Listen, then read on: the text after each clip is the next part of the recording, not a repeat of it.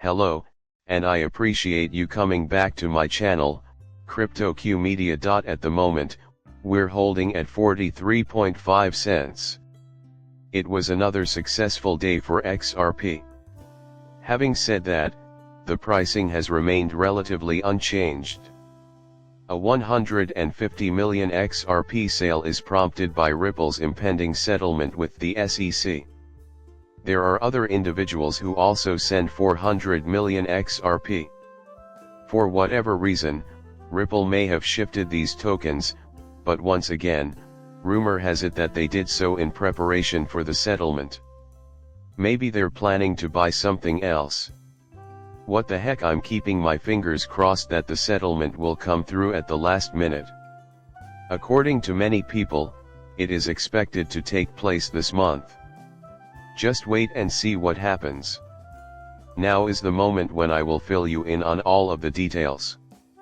As for the end to Crypto X, I found it.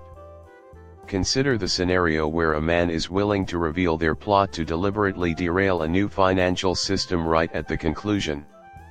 They have good reason to accept Bitcoin as the only payment method. A gentleman actually debated the topic with me earlier today. He stated that John McAfee sent him the relevant documents, but he is unable to share it with anyone. Crypto X, I assure you, can be quite bonkers at times. Nonetheless, I expect this to transpire.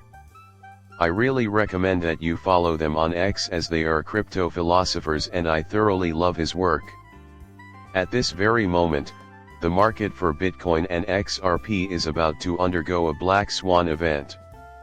And I agree, I would begin with Tether. A 300 billion deficit plagues Evergrande, and city after city feels its effects. From whichever vantage point you look at it, they are definitely setting themselves up for the collapse that is sure to happen. I predict that when it happens, Bitcoin and Ethereum will be wiped out. But this is the end result. As far as Bitcoin is concerned, that is the beginning of its end. It should end here. Everyone knows who Soros is. The concept of gates is not new to you. I know you've never heard of this demon before, but believe me when I say he's vicious as hell. Larry Fink, chairman and CEO of BlackRock, claims that the Bitcoin community regards BlackRock as a friendly neighbor. I can see it whenever I look. To this person, your Bitcoin doesn't matter. Everything doesn't bother him. Money matters the most to him. BlackRock will emerge as Bitcoin's cunning adversary at the right time. At some point, it will occur. Cynthia Loomis is supporting Ian Kane's first candidature for the Senate because she sees XRP as the consensus cryptocurrency and because the crypto community is divided. Bill Morgan, a supporter of John Deaton and an advocate for Deaton, does not believe that Loomis is aware of his achievements. Johnny Deaton's contributions to our town were simply extraordinary.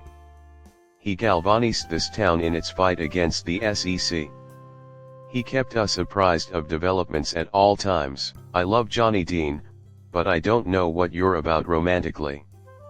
Tokenized deposits with HSBC and 2 use cases were the subject of his recent study. I think he would be an excellent senator. These accept Visa as a payment method. No matter how you look at it, Ripple and HSBC are working together, and there are rumors that payment behemoth Visa is also discreetly involved. It has been merging into a massive network.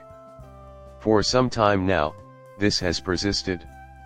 So far, everything has been fitting nicely. I have been keeping track of it since 2022.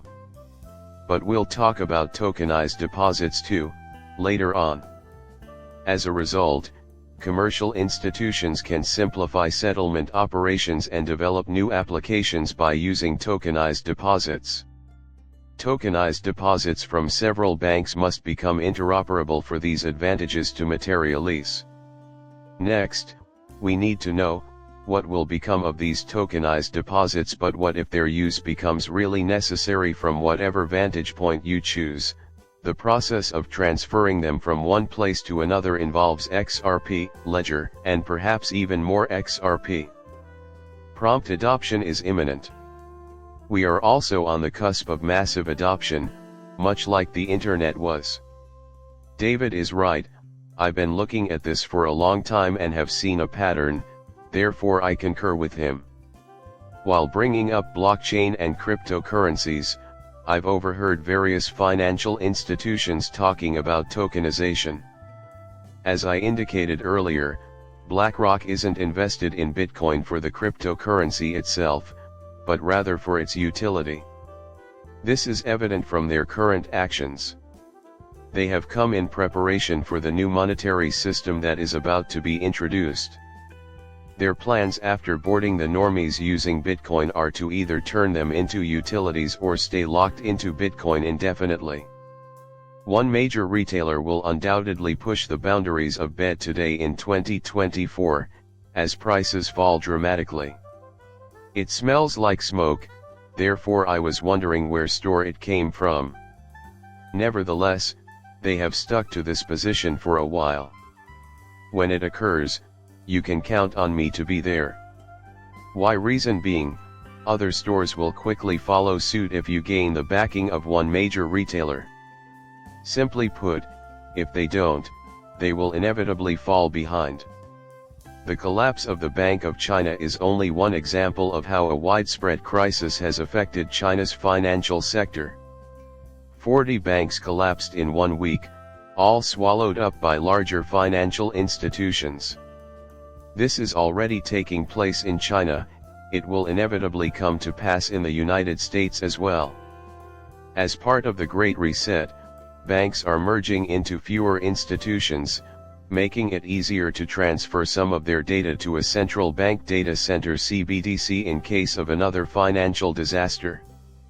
Plus, we're going to have a problem because we can't get stimulus payments or direct deposits without a digital ID. In actuality, it's merely a means to enter your information into the system.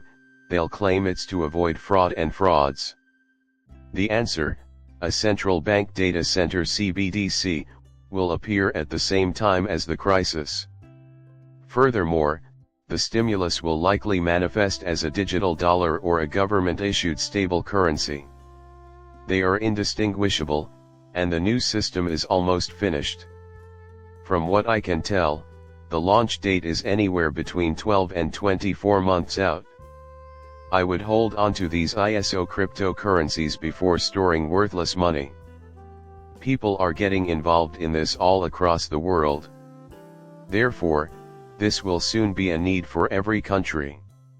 Digital identification is already being pursued by the majority of nations.